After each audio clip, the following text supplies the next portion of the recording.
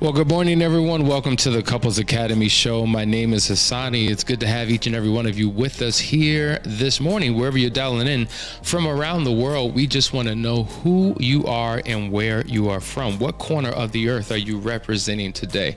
Wherever it may be, we're glad that you are tuning in. Hope you had an amazing weekend. I know we had a busy one, back-to-back private marriage intensives.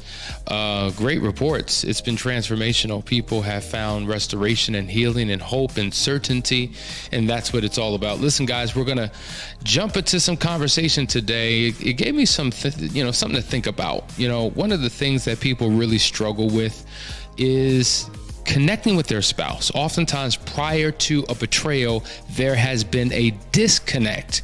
So we want to talk about how to reconnect in a way that's genuine and authentic and receptive to the partner. So listen, before we get started, make sure you take an opportunity to like, share, and subscribe. We want to let the world know that we are live.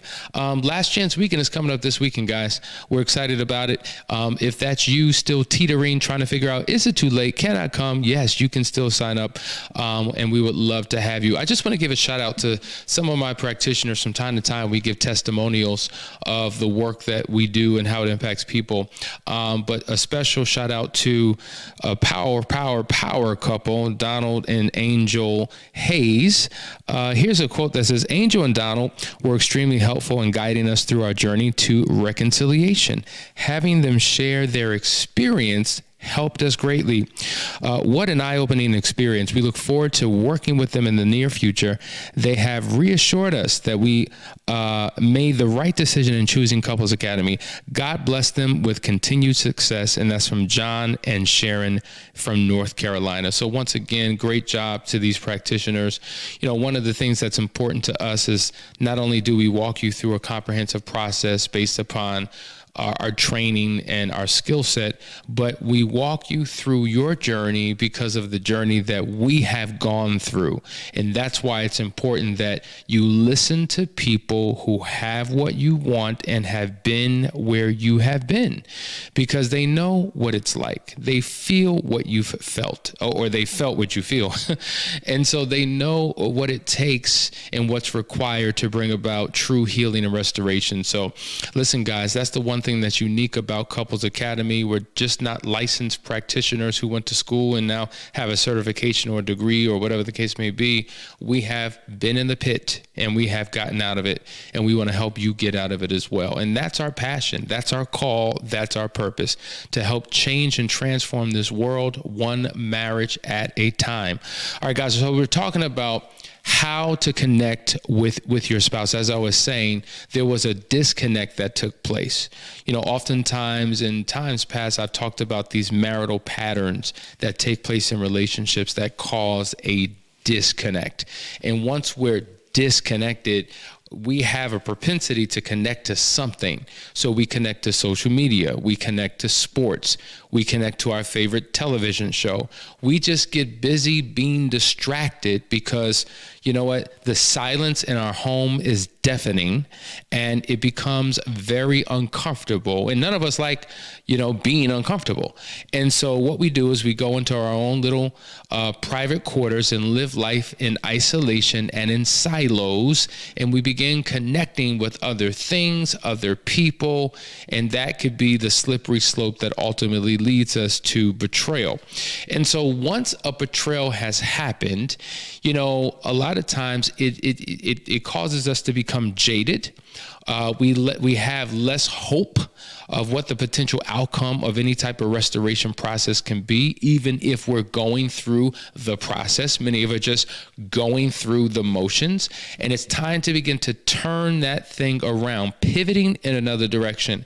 And one of the ways that you've got to do it is by reconnecting. Now, reconnecting doesn't feel good initially. At first, it feels awkward and uncomfortable, and why do I have to do this? And this doesn't feel right. In fact, I have an aversion to you. Don't come near me. Don't touch me. Don't look at me. I know couples who literally do not look at each other.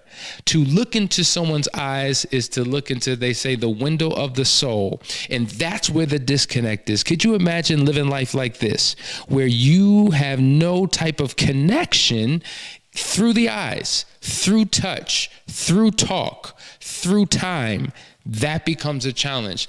And sometimes we intentionally keep ourselves from connecting because we fear what may happen to us. We fear that it may happen again. We fear being vulnerable and being hurt. And so we choose to remain stuck in our pain and stuck in this awkward state in our relationship. And so in order to connect, it's not going to just happen. No feeling is just going to overtake you. It doesn't work like that. And as feeling-oriented people, we have to realize that we have an internal feeling that we can create. We're still waiting for outside conditions and circumstances to impact our lives. And so when something happens, when God comes down, when a situation changes, when a feeling comes upon us, then we will. But that's backwards. That's not how it works. And so if you're waiting for external circumstances to change your internal situation, you're going to be waiting for the rest of your days. And that ultimately means that you are a slave. That's right, I said it. You are a slave. You're a slave to circumstances. You're a slave to conditions. You're a slave to emotional reactions, when really, when you live your life from the inside out and make certain internal vows and begin to work on your mood state and begin to work on your mind, right? Your heart and your mind, your thinking and your feeling. When you begin to experience an internal euphoria within yourself, it allows you to show up in a better way. Because the fact of the matter is, the challenges that we have in this horizontal relationship between you and your spouse has a lot to do with the struggles that you have in your internal relationship with yourself. There's a belief system. There was a powerful couple we were doing a private marriage intensive with this weekend, and we were talking about spaces in which she may be stuck. And it really has to do with a deeply embedded belief system that governs how she shows up, that has governed how he shows up. And if you're limited in your thinking, and if you have fears and phobias and anxieties and negative thinking, and if you allow the power of suggestion from the enemy to get in your mind to convince you about what you can't have and what you're not going to do and what will never be a reality, then it will stop you in your tracks. But you've got to push past the fear. You've got to overcome the negative thinking. You've got to be able to make a decision to do something. And in the doing, all of a sudden the feeling will come. The feeling and the desire to connect. And so we're going to talk this morning about different ways that you can connect with your spouse that can make a difference. Now, when you do this, don't expect a miracle. Don't expect something to just change and transform overnight. It doesn't happen like that. Some things happen over a period of time. So though we want quantum change means we can collapse time. We can get somewhere much further in a shorter period of time. And with certain things, we can get that. But other things require an incremental, slow process because we're trying to regain and build trust, safety, and security. So when we say trust is lost in buckets and gained in drops, well, taking a drop, putting it in a glass, and another drop, and putting it in a glass, that's a slow process. And you want to go slow. And so for all of you people who are saying, I just want to move forward. Can we just move forward? Can we just get past this? Why are we still here? You don't want to race into the future because the process that a person needs to go through will be missing. You're skipping over intentional, purposeful steps, and the true healing and restoration doesn't take place, right? It's just a cover. It's just a mirage. It's not real. But when we take our time, knowing that there's a law of growth and germination that takes place when a proper seed is implanted within the soil of our heart, then all of a sudden, that's something we can believe in, because it's long-lasting and sustainable. So let's talk about ways that we can connect. All right, so number one is what we call daily touch. Now, you know that according to the 5 love languages, physical touch is one of them. And I always like to clarify, we're not talking about sexual touch. I'm not ready for that now. I'm still hurt right now. I got a wall up right now. Don't even think about that right now. You can't touch me. I'm not touching that. That's not what I'm interested in. So let's stop racing to the very thing that serves us rather than doing what helps to serve our spouse. So touch, there's power in touch. Babies, when they receive enough touch, it helps their self-esteem. It helps their physical, emotional, and mental development as an actual human being. When they're void of touch, there are deficits that happen. It creates sometimes a mental, emotional insecurity and vulnerability and challenges in terms of their development. Physically, they don't develop to the degree that they could if they received enough touch. And in some rare instances, babies can actually die because they're void of touch. How long has it been since you've touched your spouse or your spouse has touched you? Does it feel like an emotional, relational death? Does it feel like something has died on the inside? Well, one of the ways to reignite, maybe not the passion, but the connection is through touch. Touching hands, right? Just closeness. I did this exercise with one of my clients, and I walked very close to my client. I didn't touch him. I said, but do you feel me? Yeah, I do feel you, but I'm not touching you, right? No, you're not touching me. She could feel my energy because we exude energy from our physical bodies. And oftentimes when there's such a disconnect, you don't feel your spouse's energy anymore, right? And so touch doesn't necessarily have to be a stimulating touch, but it could be a touch of care, a touch of comfort, because oftentimes touch is a form of communication. I remember there was a couple, one was sitting on one end of the couch, the other one was sitting on the other, because that was the pattern that they had been stuck in for so long. And so I said, why don't you move a little bit closer? Let's just work through something. Just move a little bit closer. They were weird and awkward. And it was uncomfortable. And I said, to be quite honest, you see that hard shell that your wife has? You see that stone face that she's carrying? Do you see the vitriol that she's had for you and the contempt over the last few months? You know what she really needs? She feels abandoned by you. She feels rejected by you. She feels that you don't care because she's looking at your body language. She's observing your behavior. She sees how you retreat, how you move away. And so she feels abandoned. She feels rejected. But what she needs from you is your touch. And I said, I want you to just touch your wife. And as he began to put his hands around his wife, she began to break down into, like I'm talking about wailing. And in the midst of her tears, I said, tell me what that touch means. I just feel loved, because she had been feeling unloved for so long. I feel important and significant, all through a touch. He didn't speak a word. He didn't say anything. He didn't articulate any type of message, but the physical touch could speak words, or could speak a message that his words could not even articulate. And so I'm telling you, you need to touch. And I'm not talking about touch. I'm talking about touch where you keep your hands and you keep the embrace and you keep the connection there for a period of time. 30 seconds if you could. Because to do this, you know how when you leave in the morning, bye, or hey babe, good to see you. No. That feels robotic, mechanical, forced, obligatory. It doesn't feel genuine. It doesn't feel authentic. It doesn't feel like you want to do it. But when you just embrace, when you just touch, when you give your spouse what he or she needs, oh my God, what it communicates. It's a form of connection. You may not have the words to speak, and that's okay, but it's a form of connection. And when you can connect like that, makes a significant difference. Listen, guys, you're watching the Couples Academy show. We're talking about how to connect with your spouse when you've lost the connection. We'll be right back. We're going to go deeper. I hope you're taking notes. I hope you sit down with your partner and watch this, because sometimes you wanted to do these things. You wanted to communicate these things, but they don't want to hear from you. So using this show as a teaching tool can help the reconnection begin. Stay right there. We'll be right back.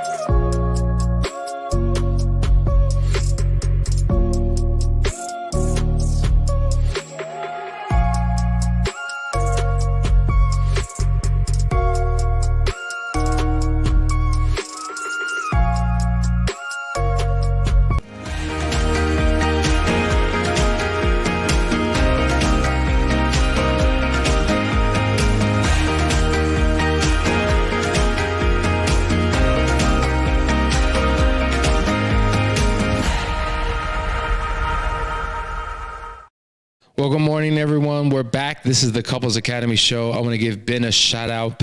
Cali Power couple, Kenny Burkett, Daryl Gardner, Lindsay Chavez, LaShawn Jackson, Christina Jackson. There's a lot of Jacksons here. Gorgeous Wells, Gonzalez. Good morning, brother. Vashawn, Camille, Torre, Darnell, KB11. The list goes on and on. Glenn, good to have you all here this morning. Kimberly, listen, a question did come in and I want to address it. Here's the question. How can you reconnect with your spouse if you both moved into different homes? Okay, so circumstances are different, right? But I want you to think about when you were dating your spouse. 9 times out of 10, even though people, hey, my name is Hassani. Hey, you want to move in? And people move in prematurely. There was a time when you were dating your partner and you did not live in the same home. But the geographical distance didn't keep you from connecting. There was a desire to connect. Obviously, situations different. I get it. You probably are in different homes because there's been a huge disconnect and you're probably in a separated state and you're kind of in a space of ambiguity about what the future of your relationship is. But I want to encourage you to go back to the days of old. If you have a desire to want to connect with your partner, first of all, what I would say is you got to remove certain obstacles out of the way that keep you from connecting. Think about it. If I'm trying to connect, what's difficult is if there's something here in the way and I'm trying to connect and I can't get there. Like I'm trying, but there's a blockage. What's the blockage? Ego, pride, right? Negative feelings and emotions that consume you. You have this hardcore way of thinking where you're caught up in your thoughts and you feel justified for why you won't forgive, why you won't release, why you won't accept, why you won't, all of those things. Those are the blockages. So first of all, you got to work on those internal things and remove those from the way, right? Those are the obstacles. And then you got to pursue. This power in pursuit. So when you were dating each other, you would call each other, you would text each other, you would get in your car and drive over to each other. And I don't know what the state of your separation is. I don't know if you're trying to separate to clear your hearts and minds to figure out what you want to do, or if it's a desire to come back, or if somebody is pursuing divorce, but it doesn't matter. I say it doesn't matter what the state is. We've had people who have literally come to private marriage intensives and last chance weekends who literally have been separated for 5 years, 4 years. I remember this couple, 5 years, and they're doing phenomenal today. They lived in separate houses. They lived separate lives. I mean, there was a huge gap, but somebody had to make the decision. So your geographical location doesn't keep you from connecting. You just have to be intentional and you have to reach out and you have to be consistent because doing the right thing one time is not good enough. That's why the Bible says, don't be weary in well-doing, for in due season you shall reap if you faint not, meaning don't get tired of doing the right thing. So it didn't work the first time. Okay. He rejected you the second time. Okay, fine. The third time, you got to keep going. You got to keep going. You have to overcome no. No is irrelevant. No means nothing. When it comes to pursuing something, ignore the no. Matter of fact, look at no as a challenge. How many no's do I have to get before I get my first yes? Right. So when you gamify it and when you look at it like a challenge and you're not moved and swayed by the rejection, because it may come, I'm telling you, that's the key to the breakthrough. Consistency is the key to the breakthrough. All right. We're talking about different ways to connect with your spouse. We dealt with the power of daily touch. Not once a week, not once a month, but consistently doing it every single day. So that's touching, that's hugging, that's kissing, that's doing all these things, not in a sexual way. No, because maybe that's not where you're at yet. That's where you want to go, but the touch. All right, now, the next one is this. Be curious. Now, think about when you meet someone new. You don't know who they are. You're forming them. I remember when we were at the FOUNDRY experience, I was talking to the brothers about getting to know each other and building rapport. And I said, you got to form your brothers. Form, F-O-R-M. It's an acronym. The F in form means, find out about their family. Okay. The O in form is ask about their occupation. The R in form is, hey, find out what they like to do. What are their recreational activities that they engage in? And then the M in form is the message that you want to leave the person after you've received the information about the family, occupation, and the recreation. Okay, that's forming someone. And so I think we've lost the art of that, or the desire for it, when it comes to our spouse, because that we assume that we just know. I live with them. We live together. We raise kids together. We do life together. We go on vacations together. We pay bills together. There ain't nothing else to know. Wrong. There's always a side, a deeper side of your partner that you can delve into. And if you know them, I say this all the time, you may know the depths of your spouse in very narrow ways, but you may not know the breadth of your spouse. So do a deeper dive. Be thought-provoking in your conversation. Babe, how's work? Work was work. No. But really, tell me, what's going on with your job? Tell me about your coworkers. Tell me about projects you're working on. Tell me about, what the direction of the company is. Tell me about, what projects you're working on, what stresses you have, how you feel about the company. Is this something you want to do long term? Are you thinking about other opportunities? You see how you can do a deeper dive? 3 words that you can use that allows you to take a deeper dive with your spouse is this. Tell me more. Right? So they're telling you something. You're like, tell me more about that. That's interesting. Tell me more. Right? And they're like, wow, you want to know more? In the book, How to Win Friends and Influence People, it says one of the ways that you can really get people to like you is if you find interest in the things that they're interested in. If it's only about you and what you want and what you like and what's on your mind, and you hog the conversation, they don't find that interesting.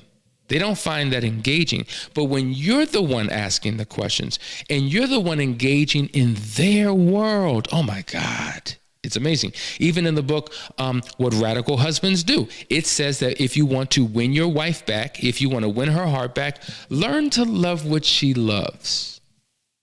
What is a topic of interest that your spouse loves? What is an activity that your spouse loves? What is something that he or she is engaged in that he or she loves? And find space in that area. Become intrigued by it. Become curious about it.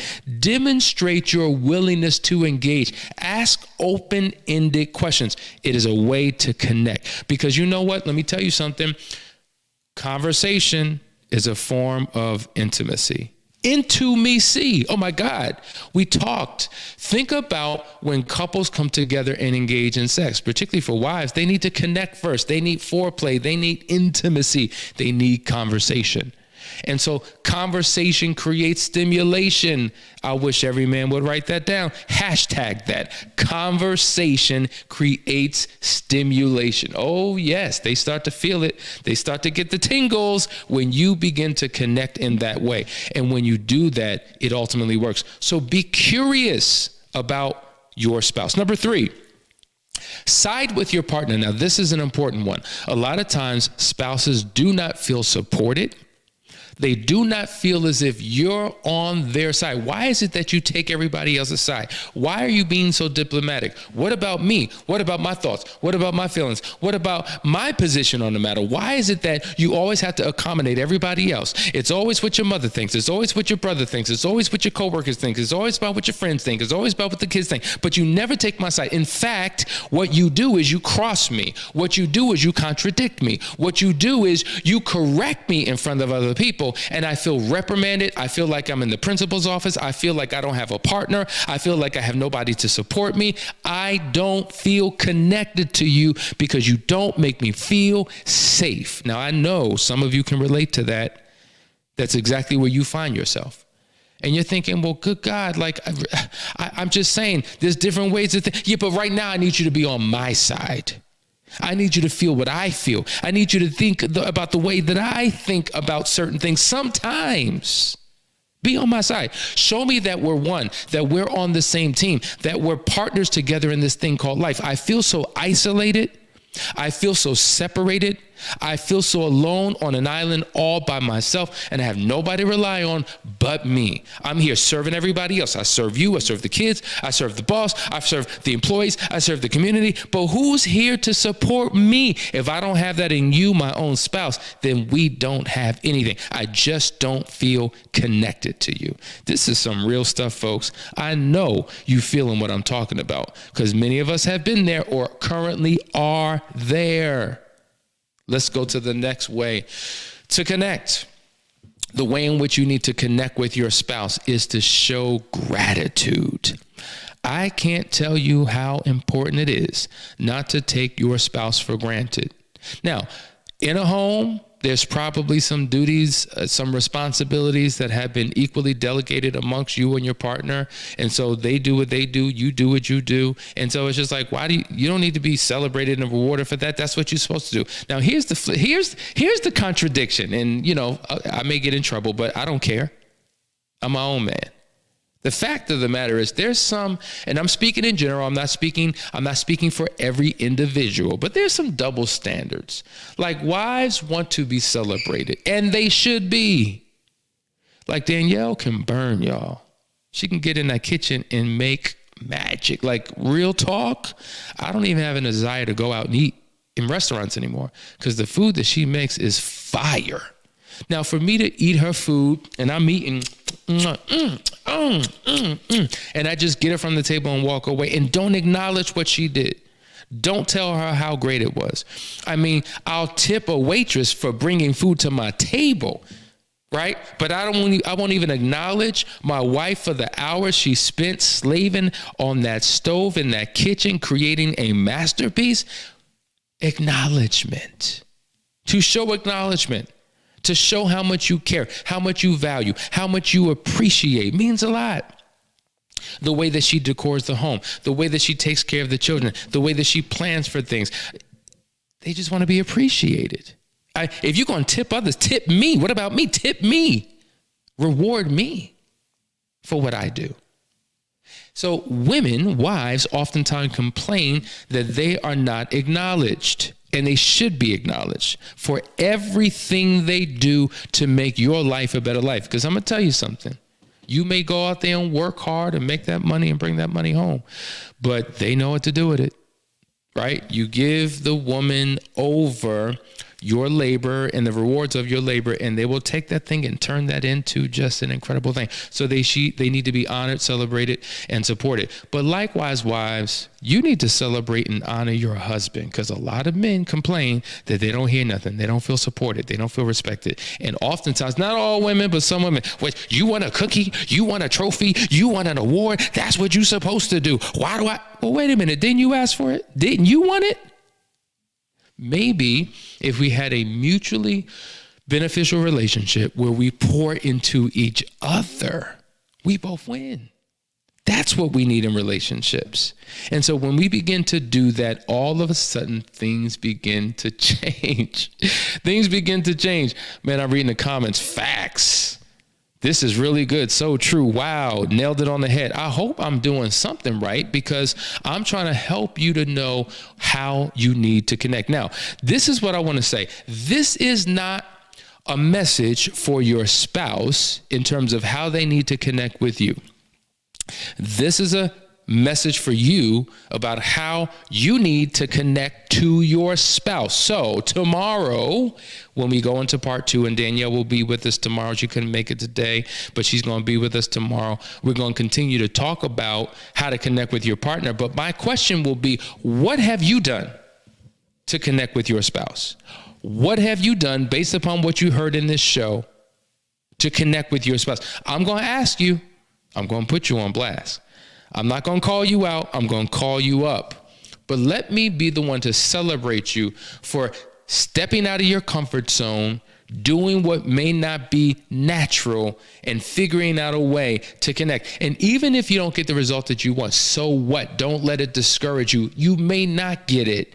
If at first you don't succeed, pick yourself up and try again. Remember that song from Aaliyah? right? You got to keep going and keep going and keep going. You got to be disciplined. You got to be committed. You got to be willing to do whatever it takes. You can't give up. You can't throw in the towel. You can't call it quits. If you don't get the reaction that you want at first, figure out another way. Thomas Edison failed, as they say, 10,000 times. But did he really fail? Failing would have been quitting. He found 10,000 ways that did not work. So if you would try to touch her this way and it doesn't work, and you try to touch him that way and it doesn't work, you just keep on going and keep on going and keep on going until you figure it out, because eventually your consistency will produce a harvest. Listen, guys, you've been watching the Couples Academy show. Thank you for tuning in this morning. We'll see you tomorrow for part 2 of our conversation of how to connect with your spouse. See you then.